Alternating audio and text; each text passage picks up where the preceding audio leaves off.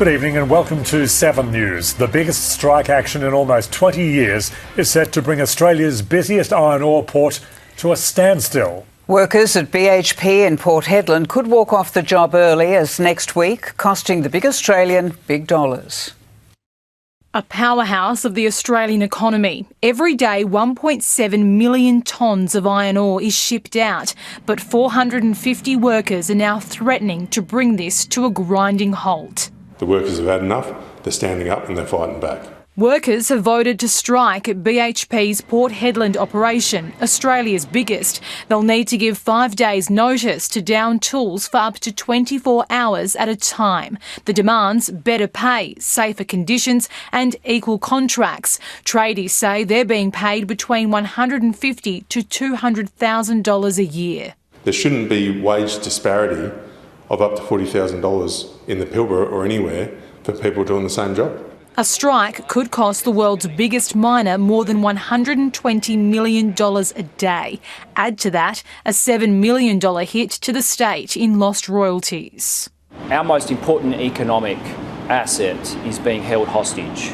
It would end almost 20 years of industrial peace in the Pilbara. And the first of its kind, as I understand it, since 2008. Federal Resources Minister Madeleine King says she doesn't oppose strike action. We don't want to see the government handing over the keys to the unions and union officials, and that's exactly what we've seen.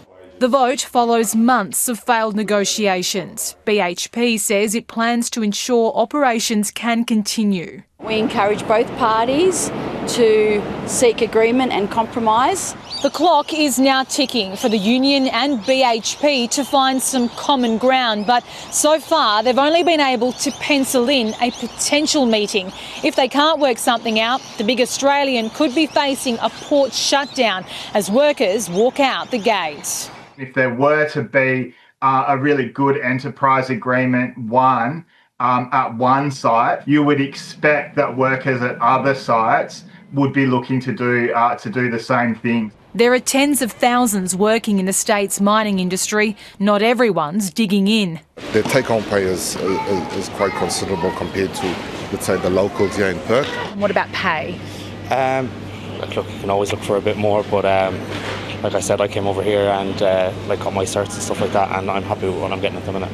But the picket line is looming. Francesca Danuccio, 7 News.